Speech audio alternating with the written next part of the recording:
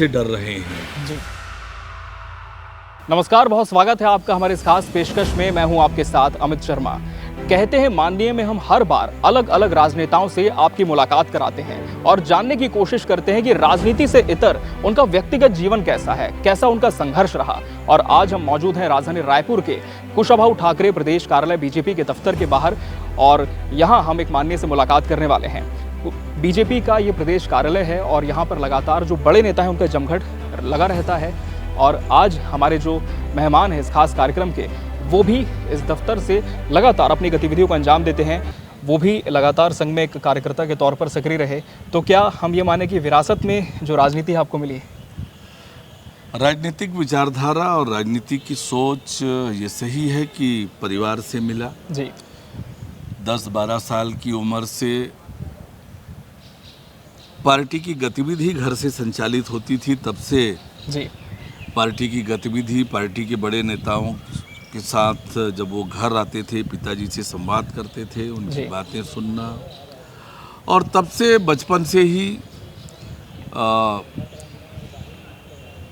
विचारधारा के साथ जुड़कर काम करना, फिर संघ की शाखाओं में जाना जी और छात्र जीवन में विद्यार्थी परिषद से जुड़कर काम करना। तो बचपन से एक विचारधारा के लिए काम करना, एक सोच के लिए काम करना, ये बचपन से रहा है। जी कक्षा 3री तक की पढ़ाई मेरे पैतृक गांव लोहड़िया में हुई। जी फिर कक्षा 4थी से मैं मुंगेली आ गया। पिताजी जी वकील रहे जी और फिर वहाँ मेरी पढ़ाई हुई जी मुंगेली में। जी विधि की पढ़ाई मैंने बिलासपुर से की जी और विधि की पढ़ाई करने के बाद जी विद्यार्थी परिषद का काम करते करते पढ़ाई पूरी की जी और LLB पूरा होने के बाद मैंने अपने पिताजी के साथ ही वकालत प्रारंभ किया मुंगेली में। जी और जब अटल बिहारी वाजपेयी जी ने अलग छत्तीसगढ़ राज्य का निर्माण किया और बिलासपुर में उच्च न्यायालय की स्थापना हुई, जी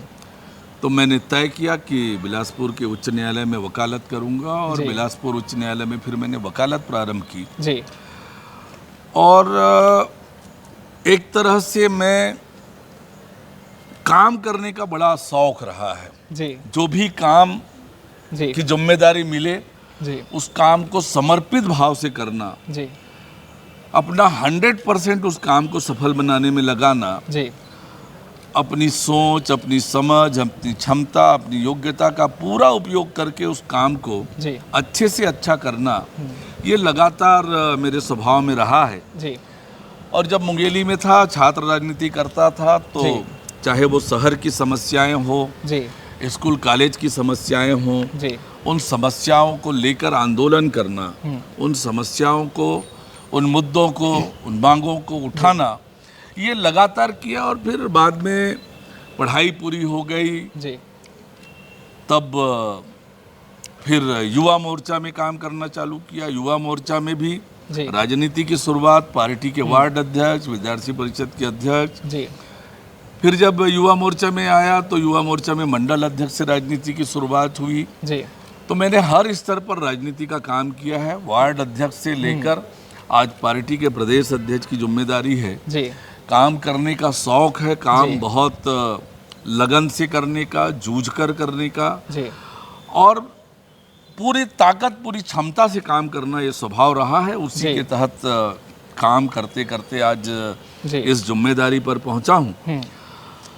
जिस प्रकार से परिवार से संस्कार मिला जी कि लोगों को मदद करना, लोगों जी। के लिए काम करना, देश जी। और समाज के लिए काम करना, जी ये प्रवृत्ति रही है, ये सोच रहा है, ये संस्कार रहा है। जी और इसलिए उसी सोच और संस्कार के साथ लगातार जी। मैंने काम किया। जी सांसद बनने के बाद एक जनप्रतिनिधि के नाते जी लोकसभा में मुखरता से अपनी बात रखना, जी क्षेत्र के मुद्दों को उठाना, जहाँ कहीं पर भी अवसर मिले क्षेत्र के हित में, लोगों के हित में बात करना, ये लगातार मैं करते रहा हूँ। और उसमें मुझे बड़ी सफलताएं भी मिली है, जी आनंद भी आता है जी और उस तरह से मैं लगातार काम करते रहा हूँ। बिल्कुल। वकालत की बात हुई, बहुत अहम पड़ाव भी है क्योंकि हमने जाना है कि हाईकोर्ट में उप महाधिवक्ता के तौर पर भी आपने अपनी सेवाएं दी हैं। वकालत का आपका जो तजुर्बा है वो कैसा रहा? क्योंकि राजनीति और वकालत हम देखें तो बहुत अलग अलग क्षेत्र हो जाते हैं। ऐसे में ये जो ट्रांजिशन था, वो जो समय था, वो किस तरह आपका था? एक तो जी वकालत और राजनीति कभी अलग रहा नहीं। जी राजनीति के क्षेत्र में जितने बड़े बड़े दिग्गज लोग हुए, बिल्कुल। जी वो बहुत लोग उनमें से वकालत के क्षेत्र से आए थे जी और बड़ी ख्याति उन्होंने प्राप्त की। चाहे वकालत के क्षेत्र में रहे हों तो वकालत में ख्याति मिली, राजनीति में आए तो बड़े बड़े ओहदे पर रहे। जी और इसलिए राजनीति और वकालत का बड़ा लाभ मिलता है। जी उच्च न्यायालय में जब मैं वकालत करना प्रारंभ किया, जी बाद में उप शासकीय अधिवक्ता रहा, शासकीय अधिवक्ता रहा, उप महाधिवक्ता के रूप में लंबे समय तक काम किया। जी तो उच्च न्यायालय में वकालत करने से प्रशासनिक सारा सिस्टम, देश के अलग अलग प्रकार के जितने कानून हैं, जी उन सबको जानने का अवसर, समझने का अवसर मिला। आज उसका बड़ा लाभ जी मुझे प्राप्त होता है। जी वो भी एक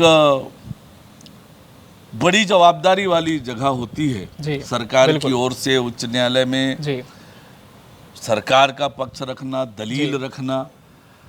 तो कानून की जानकारी होना, प्रशासनिक व्यवस्था की जानकारी होना, जी तो ये उप महाधिवक्ता के रूप में जी महाधिवक्ता के निर्देश पर काम करना, बड़े बड़े मुकदमों में जी सरकार की तरफ से पैरवी करना, ये जी। सब किया। तो उसका बड़ा अनुभव जी और एक आत्मविश्वास बढ़ता है जब बड़े बड़े मुकदमे बिल्कुल। आप रखते हैं। जी तो आज सांसद के रूप में जनता के मुद्दे जी लेकर जाते हैं, जनता के विषय को लेकर उठाते हैं। जी वहाँ पक्षकार जो भी है उसके पक्षकार की बातों को न्यायालय के सामने रखना, जी तो ये मेरे जीवन में बड़ा परिवर्तन आया है जी वकालत का। और जी उच्च न्यायालय में जो शासकीय अधिवक्ता के रूप में, उप महाधिवक्ता के रूप में काम किया, उसका बड़ा लाभ जी मुझे मिल रहा है। और निश्चित रूप से मेरे जीवन का वो अद्भुत और अनोखा अनुभव था जी। उच्च न्यायालय में काम करना।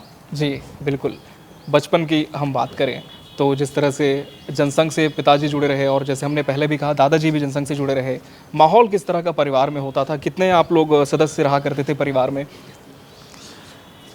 देखिए, गांव में जो संयुक्त परिवार की परंपरा है, वो संयुक्त परिवार जी और गांव की तो संस्कृति अलग है। जी पूरा गांव ही परिवार की तरह होता है। जी पर जहाँ तक अपने परिवार का विषय है, सब लोग मिलकर निर्णय करना, त्योहार में इकट्ठे होकर जी एक साथ मिलकर त्योहार मनाना, जी दीपावली में, होली में पूरा परिवार इकट्ठा होना, जी एक साथ त्योहारों का आनंद लेना, जी ये वर्षों तक चला। जी और गांव में बचपन से ही जी गांव के अपने साथियों के साथ खेलना कूदना और एक तरह से गांव का जीवन जी का तो अलग ही जी। आनंद है। जी तालाब में जाकर नहाना, जी गर्मी के दिन में 2 बार 3 बार जाकर नहाना जी और गिल्ली डंडा खेलना। जी मेरे पास अनेक तरह के डंडे हुआ अच्छा। करते थे जी गिल्ली डंडा खेलने के लिए। जी अलग अलग तरीके से बनाना, खेलना, गांव के हर प्रकार के खेल जी मैं खेला करता था। जी और आज भी मेरे पुराने साथी याद करते हैं। जी लट्टू जिसे भौरा बोलते हैं गांव जी में, जी जी उसका बड़ा संग्रह होता था मेरे पास, अच्छा जी गांव में भी। जी और जब मुंगेली में रहने लगा तो जी। मुंगेली में भी जी एक बड़ा संग्रह जी हुआ करता था। जी दोस्तों के साथ ये सब खेलना मुझे जी अच्छा लगता था। जी बचपन में कबड्डी भी मैंने खूब खेला है। जी खेल कूद में काफ़ी आपकी रुचि रही बचपन से? खो खो, जी। कबड्डी ये खूब मैंने खेला है। वॉलीबॉल खेला है, जी क्रिकेट भी खेला है। लेकिन जी। मुझे आनंद आता था कबड्डी के खेल में और लगातार मैं खेलता था। जी मेरे पिताजी भी कबड्डी के बड़े खिलाड़ी थे। अच्छा जी बड़ा नाम था कबड्डी के क्षेत्र में। जी रामायण में टीका करना पिताजी का बड़ा शौक था, उसमें भी अच्छा। उनका बड़ा नाम था। जी और एक तरह से पूरा गांव में रचा बसा परिवार, गांव की संस्कृति और सभ्यता से रचा बसा परिवार है। पर गांव के जीवन का तो अद्भुत अनुभव है आज भी। जी, और गाँव में यही वजह है कि आप साहू जी जो ज़मीनी स्तर है, जो कार्यकर्ता है, उनसे बहुत अच्छे से आप जुड़ाव महसूस कर पाते हैं, क्योंकि आप उन चीज़ों को समझते हैं कि ग्रामीण परिवेश में जो व्यक्ति है वो किस लिहाज का है। जी देखिए, गांव का व्यक्ति और बहुत ज़्यादा जी सहज जी। सरल होता है। जी उसके मन में जो भाव होते हैं, अपनापन होता है, जी ये अलग ही होता है। जी और हमारी छत्तीसगढ़ की तो संस्कृति सभ्यता ही अलग है। जी छत्तीसगढ़ के लोग जिस प्रकार से भोले भाले सीधे बिल्कुल, मेहनती, जी। ये छत्तीसगढ़ की ताकत है। जी और इसीलिए जो हम कहते हैं कि छत्तीसगढ़िया सबले बढ़िया, बढ़िया। जी ये यूं ही नहीं है। जी ये छत्तीसगढ़ की धरती, जी। छत्तीसगढ़ महतारी में जो संस्कार है, जी इस मिट्टी के जो महक है, जी ये अद्भुत है। बिल्कुल। छत्तीसगढ़ की जो आप बात करें तो छत्तीसगढ़ को प्रकृति ने सब कुछ दिया है, जी। बहुत कृपा की है जी। भगवान ने। बिल्कुल। प्रकृति ने सब कुछ दिया है छत्तीसगढ़ को, बड़ी जी। बड़ी नदियाँ, बड़े जी। बड़े पहाड़, जी जंगल है, जी कोयले से लेकर हीरे तक का खदान है, बिल्कुल। और मेहनत का सीमानदार लोगों का ये प्रदेश है। जी और इसीलिए छत्तीसगढ़िया सबसे बढ़िया है। जी छत्तीसगढ़ में आगे बढ़ने की असीम संभावनाएं हैं, जी और छत्तीसगढ़ की क्षमता योग्यता को पहचान कर जी उस हिसाब से योजना बनाकर काम किया जाए जी तो छत्तीसगढ़ देश के अग्रणी राज्यों में खड़ा हो सकता है। जी और फिर दुनिया भी बोलेगी छत्तीसगढ़िया सबसे बढ़िया। जी ये ताकत छत्तीसगढ़ में है। जी हम उस दिशा में काम करेंगे जी कि दुनिया कहे जी और दुनिया में छत्तीसगढ़ का नाम हो। जी छत्तीसगढ़ के बच्चों में भी खूब प्रतिभा है, जी खूब क्षमता है। उनके क्षमताओं को समझना, उनके क्षमता में वृद्धि हो, उन्हें अवसर देना, जी तो निश्चित रूप से दुनिया में हमारे बच्चे भी जी। नाम छत्तीसगढ़ का रोशन कर सकते हैं। जी तो ये ताकत है छत्तीसगढ़ महतारी की जी। इस धरती में। छत्तीसगढ़ में बहुत कुछ करना बाकी है, आपने ऐसा कहा, और योजनाओं की बात भी आपने कही। अब हम अगर राजनीतिक तौर पर बात करें अरुण जी, इस साल चूँकि चुनाव है और एक बहुत लंबा कार्यकाल छत्तीसगढ़ की जनता ने भारतीय जनता पार्टी का देखा है, लेकिन जो 2018 तक का छत्तीसगढ़ था, 2013 से लेकर 18 तक, और 19 से लेकर अभी जो 23 तक का छत्तीसगढ़ यहाँ पहुँचा है, किस रूप में देखते हैं, कितना फ़र्क, कितना फासला आया है? पिछले 4.5 सालों में राज्य में कांग्रेस पार्टी की सरकार है। जी इस सरकार का कोई विजन नहीं है। ये सरकार बिना विजन के चल रही है। जी इस सरकार की कोई नीति नहीं है, जी और नीति इसलिए नहीं है कि नियत नहीं है। जब आपकी नियत होती है तो नीति बनाते हो आप। इस सरकार की न नियत है जी और इसलिए नीति भी नहीं है। और इसलिए छत्तीसगढ़ आज जिस दिशा में जा रहा है, जी ये बहुत चिंताजनक है। जी आज विकास के सारे काम ठप हैं गांव में। शहरों में कोई विकास नहीं हो रहा जी है, क्योंकि विकास की सोच ही नहीं है। सोच केवल एक है, जी करप्शन कलेक्शन, करप्शन कलेक्शन। आज आम व्यक्ति छत्तीसगढ़ का परेशान है। प्रदेश में जो भ्रष्टाचार का गढ़ बन गया है, जी ये प्रदेश नशे का गढ़ बन गया है, ये प्रदेश माफियाओं का गढ़ बन गया है, और घोटाले दर घोटाले हो रहे हैं प्रदेश जी। में। कोयला घोटाला से जो चालू होता है, जी कोयला घोटाला, शराब घोटाला, चावल घोटाला, गौठान घोटाला, रेत घोटाला, जी तो ये घोटालों का प्रदेश बन गया है। गौठान की आपने बात की, और मोर गौठान मोर अभिमान कांग्रेस ने अभियान चलाया था, और हमने देखा कि आप प्रदेश के अलग अलग ज़िलों के दौरे पर गए, ज़मीनी स्तर पर ग्राउंड रिपोर्ट आपने गौठानों के लिए। सरकार का दावा है कि प्रदेश सरकार की महत्वाकांक्षी योजनाओं में इसे शामिल किया गया है। जब आप अपनी टीम के साथ गौठानों में गए, क्या आपने देखा वहाँ पर? देखिए, किसी गौठान में कोई गाय नहीं दिखी। जी केंद्र सरकार की अलग अलग योजनाओं का पैसा जी गौठान में लगाया, अच्छी बात है, आप लगा सकते हैं, लगाइए। जी। पर न वहाँ पीने की पानी की व्यवस्था, न जानवरों के लिए चारे की व्यवस्था, जी और पैसे का उपयोग किया, जी पैसा लगाया वहाँ, जी तालाब बनाया, पानी नहीं है। मछली पालन के लिए तालाब बनाया, पानी नहीं है। जी। मुर्गी शेड बनाया, मुर्गी नहीं है। बकरी शेड बनाया, बकरी नहीं है। और गौठान में गाय ही नहीं है। जी। जो बने हैं मकान वो खंडहर हो रहे हैं। उसका कोई उपयोग नहीं हो रहा मुख्यमंत्री है। इस बयान पर यह भी कह चुके हैं कि भाजपा को गौठान और गौशाला में अंतर नहीं पता है। ये सीएम का ऑन रिकॉर्ड बयान था। देखिए, आपने जी। गौठान बनाया, जी। हम गौठान की ही बात कर लें। जी। किसके लिए बनाया गौठान? जी। गायों के लिए, जी, संरक्षण जानवरों के लिए। जी। कहाँ है गौठान में गाय? गाय दिखती है सड़कों में, जी। गलियों में। हम्म। कहाँ है आपका रोका छेका योजना? जी। तो गौठान में गाय नहीं, आपने घोटाला कर दिया। जी। और आज छत्तीसगढ़ में सर्वाधिक चिंता का विषय है जी। कि आज छत्तीसगढ़ में लव जिहाद और लैंड जिहाद हो रहा है। जी। लगातार इस जिस तरह के प्रकार- मामले भी हाँ, सामने आ जिस- रहे हैं। जी। लगातार ये मामले जी। आ रहे हैं, चाहे वो बीरनपुर की घटना हो, जी।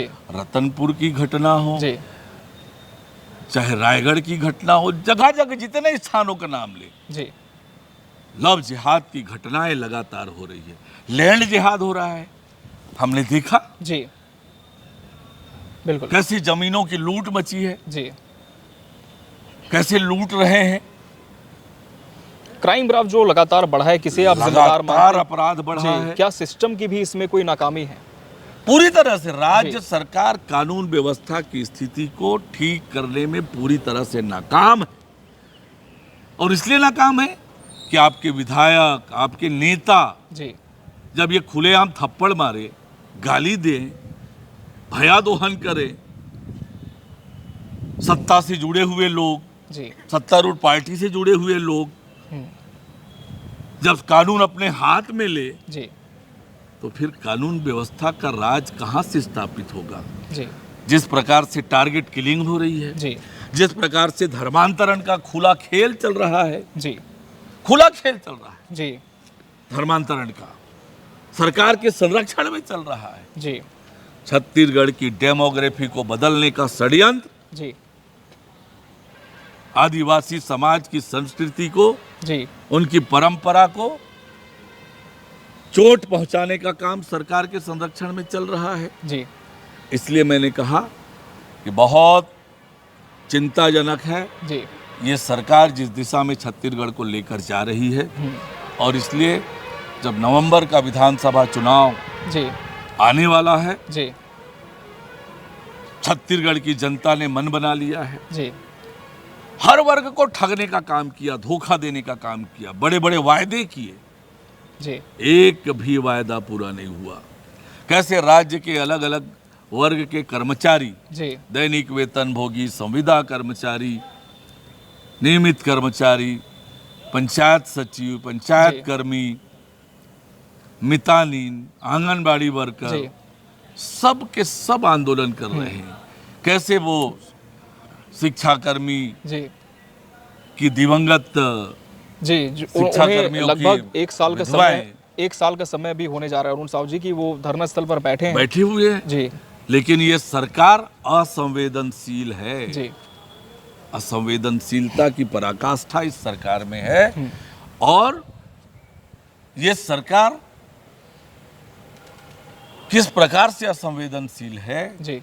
इस सरकार को छत्तीसगढ़ की 3 करोड़ जनता से कोई लेना देना नहीं है। जी। आज मेरे छत्तीसगढ़ की 3 करोड़ जनता जी। इस सरकार से परेशान है, प्रताड़ित है, और उसने मन बना रखा है नवंबर में जी। इस सरकार को उखाड़ कर फेंकने का। जी।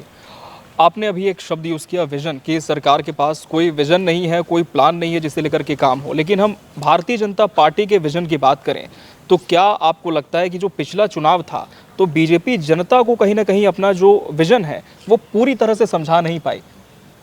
देखिए, जिस प्रकार से कांग्रेस पार्टी का घोषणा पत्र आया, जी। बड़े बड़े वायदे किए लोगों से, जी। और उन वादों को विश्वास दिलाने के लिए गंगा जल का कसम खाए। जी। तो छत्तीसगढ़ की जनता धर्मभीरू जनता है। छत्तीसगढ़ की धरती संत महात्माओं की धरती है। आप ये कहना चाह रहे हैं कि धर्म की आड़ में झूठ बोला पार्टी ने? देखिए, छत्तीसगढ़ की जनता धर्मभीरू जनता है। जी। गंगा जल को कितना पवित्र हम लोग मानते हैं, जी और वो गंगा जल हाथ में लेकर कसम खाए जी और छत्तीसगढ़ की जनता को भरोसा दिलाया इन्होंने, जी और छत्तीसगढ़ की जनता ने भारी बहुमत से इनकी सरकार बनाई। जी लेकिन आज छत्तीसगढ़ की जनता अपने आप को ठगा हुआ महसूस कर रही है। जिस प्रकार से गंगा जल हाथ में लेकर जी झूठी कसम खाया इन्होंने, क्योंकि एक भी वादा पूरा नहीं किया। जी आज मुकर रहे हैं उन वादों से। जी शराबबंदी का वादा किया, जी। आज मुकर गए। महिला स्व सहायता समूह के कर्जे माफ करने का बदल गए। जी 200 फूड प्रोसेसिंग यूनिट बनाने का वादा भूल गए। मैं ऐसे कितने वायदे गिनाऊं? उन वायदों को भूल गए जी और फिर झूठे वायदा करने की तैयारी में है, जी झूठ फिर परोसने की तैयारी में है। जी लेकिन छत्तीसगढ़ की जनता सीधी साधी भोली भाली जरूर है। जी एक बार आपने धोखा दिया है, जी बार बार धोखा जी। नहीं खाएंगे, और नवंबर में इस कांग्रेस पार्टी को, इस सरकार को सबक सिखाएंगे। सरकार तो लगातार ये कहती है अरुण जी की 36 वादे थे, 30 पूरे कर लिए, बाकी 4 महीने में पूरे हो जाएंगे। कर लें बहस। जी एक भी वायदा पूरा नहीं किया है, जी। एक भी वायदे, जी एक भी वायदे पूरे नहीं किए, जी और इसलिए छत्तीसगढ़ के हर वर्ग को ठगने का काम किया। जी कैसे युवाओं के साथ अन्याय किया इस सरकार ने। एक तरफ पीएससी घोटाला, जी लगातार जितनी भर्ती हो रही है उसमें घोटाले, जी और बेरोजगारी भत्ता देने का वादा। कितना बेरोजगारी भत्ता देने का वादा किया था? जी 10 लाख युवाओं को 2,500 रुपया प्रति महीना। टीएस सिंहदेव जी ने कहा था 3,000 करोड़ रुपया प्रति साल का प्रावधान करेंगे, जी यानी 15,000 करोड़ रुपया। जी और बजट में कितना प्रावधान किया? अंतिम साल जब सरकार की चला चली मेला है 250 करोड़। जी वादा कितना? 15,000 करोड़, जी और किया कितना? 250 करोड़। जी कैसे युवाओं के साथ छल। पीएससी को लेकर आपके नेतृत्व में एक बहुत बड़ा आंदोलन भी पिछले दिनों किया था भारतीय जनता पार्टी ने, लेकिन क्या लगता है कि उसका कोई नतीजा निकल पाया? क्योंकि सरकार ने कहा था कि साक्ष्य हैं तो आप हमें दें, हम जांच करा लेंगे। प्रत्यक्ष को प्रमाण की क्या आवश्यकता है? जी प्रत्यक्ष रूप से आपकी सूची, मेरिट लिस्ट देखकर ये लग रहा है जी कि बड़े बड़े लोग जो सरकार से जुड़े हैं उनके बच्चों का ही चयन हुआ है। ये तो स्पष्ट रूप से दिख रहा है। जी आपकी सरकार आएगी तो जांच कराएंगे? निश्चित रूप से उसकी जांच होगी, जी और जांच करके दोषी लोगों के पर कड़ी कार्रवाई होगी। जी पीएससी का काम पारदर्शी हो, जी इसके लिए पूरी योजना बनाकर काम करेंगे। जी छत्तीसगढ़ के युवाओं के भविष्य के साथ किसी कीमत पर जी खिलवाड़ नहीं होने देंगे, उनके भविष्य को उज्जवल बनाने का काम करेंगे। जी लगातार हम देख रहे हैं अरुण जी की जो राष्ट्रीय स्तर के नेता हैं, छत्तीसगढ़ दौरा जारी है। गृह मंत्री अमित शाह है, प्रधानमंत्री नरेंद्र मोदी आए, एक नारा प्रधानमंत्री ने दिया, जिसके बाद हम देख रहे हैं कि एक नई ऊर्जा आपकी पार्टी में आ गई है, बदलबो सरकार। और कहीं ना कहीं जो करप्शन की बात है, और खासकर मोर अधिकार, मोर आवाज़ की जो बात है, जो मुद्दा आपने भी ज़मीन स्तर पर काफ़ी उठाया था, उसका भी प्रधानमंत्री ने यहाँ पर जिक्र किया। क्या मानते हैं कि छत्तीसगढ़ के जो ज़मीनी स्तर के मुद्दे हैं अब दिल्ली में भी गूंज रहे हैं? निश्चित रूप से जिस प्रकार से छत्तीसगढ़ के 3 करोड़ जनता के साथ अन्याय और अत्याचार राज्य की भूपेश बघेल की सरकार ने किया है, जी 16 लाख गरीब परिवारों को प्रधानमंत्री आवास से वंचित कर दिया भूपेश बघेल की सरकार ने। जी ये गरीब विरोधी सरकार है। जी जल जीवन मिशन के अंतर्गत आपकी सरकार रही, वर्षों तक कभी शुद्ध पेयजल, पीने का पानी गरीबों तक नहीं पहुंचाया आपने। पोखर के, तालाब के, नदियों के पानी पीकर लोगों ने जी जीवन बिताया।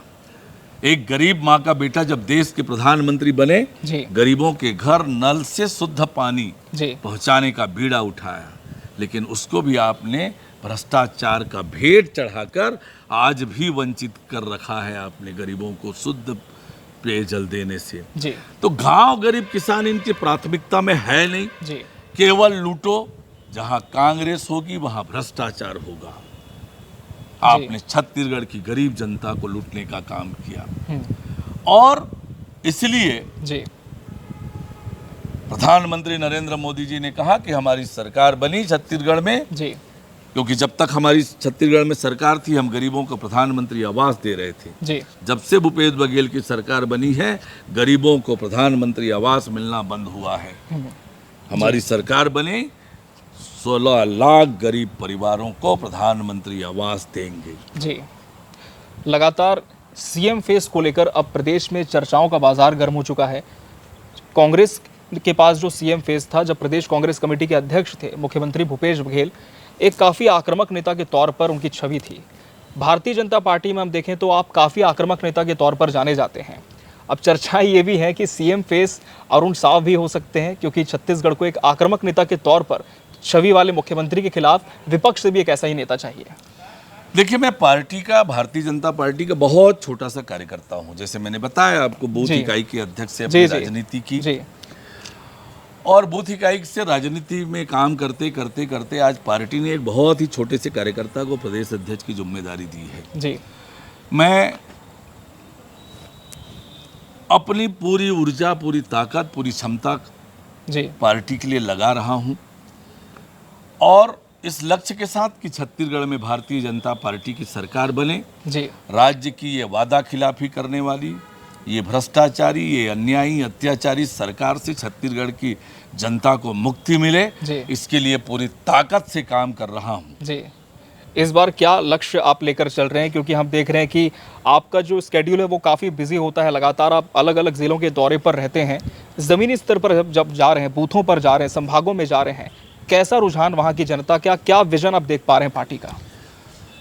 जैसे मैंने आपको बताया कि जी। इस सरकार ने हर वर्ग को ठगने का काम किया, धोखा देने का काम किया, जी विकास के सारे काम ठप हैं, जी और छत्तीसगढ़ की गरीब जनता को दोनों हाथों से ये सरकार लूट रही है दोनों हाथों से। जी और इसलिए जनता में इस सरकार के खिलाफ आक्रोश है। जी छत्तीसगढ़ की जनता ने तय कर रखा है इस सरकार से मुक्ति पाने का। जी नवंबर महीने का वो इंतजार कर रहे हैं जी कि कब नवंबर आए जी और हम बटन दबाकर इस सरकार से मुक्ति पाएं। जी। ये छत्तीसगढ़ की जनता ने तय कर रखा है। जी। निश्चित रूप से छत्तीसगढ़ की जनता नवंबर में कमल खिलाएगी, जी। और छत्तीसगढ़ में एक बार फिर खुशहाली आएगी, छत्तीसगढ़ तरक्की की दिशा में आगे बढ़ेगा।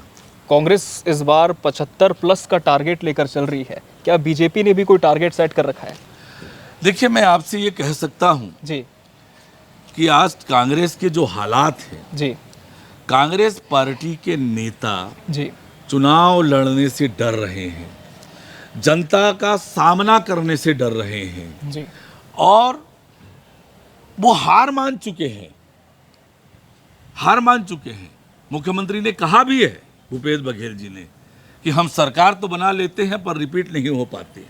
जी एक चुनौती होती है, उन्होंने कहा दोबारा जी सरकार सत्ता में लाना। जी और इसलिए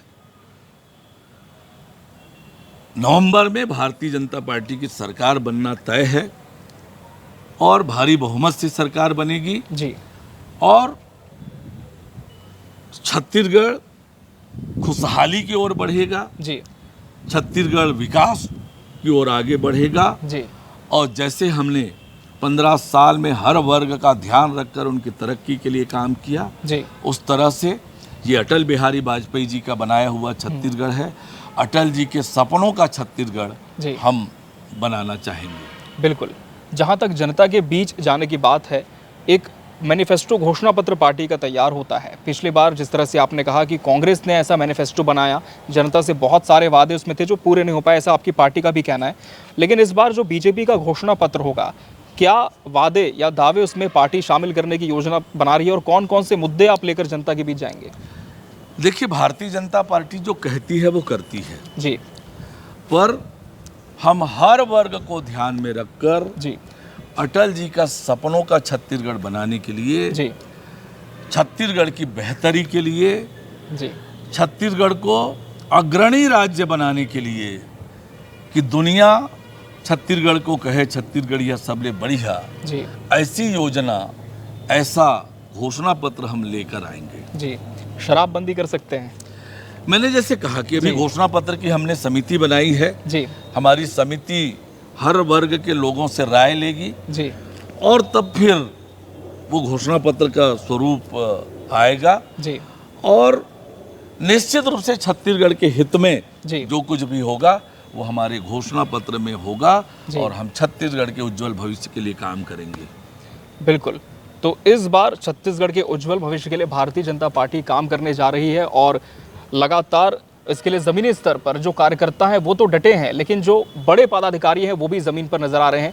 अरुण साव जी भी यही बात दोहराते हुए दिख रहे हैं कि सपनों का जो छत्तीसगढ़ है वो भारतीय जनता पार्टी बनाने की ओर अग्रसर है। अरुण जी, बहुत बहुत शुक्रिया आपका समय देने के लिए और इस सार्थक चर्चा का हिस्सा बनने के लिए आपका बहुत बहुत धन्यवाद। आपके सभी दर्शकों को नमस्कार, जय जोहार, जय छत्तीसगढ़। तो इसी के साथ कहते हैं माननीय में आज हमने बात की सांसद और भारतीय जनता पार्टी के प्रदेश अध्यक्ष अरुण साव जी से। साव जी, आपका एक बार फिर से बहुत बहुत धन्यवाद। जी, अगली बहुत बार धन्यवाद। अगली बार हम फिर हाजिर होंगे किसी नई हस्ती के साथ। तब तक के लिए मुझे दीजिए इजाजत। नमस्कार।